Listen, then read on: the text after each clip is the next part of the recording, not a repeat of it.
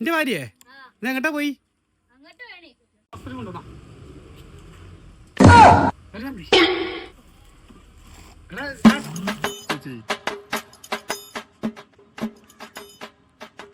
നിന്റെ വേറെ ബാക്കി എത്തിച്ചേരാം. ഇതൊന്നും പോരാ. ഞാൻ എന്റെ കയ്യിൽ നിന്ന് പൈസ മൊത്തം തീർന്നു. ശരിയാ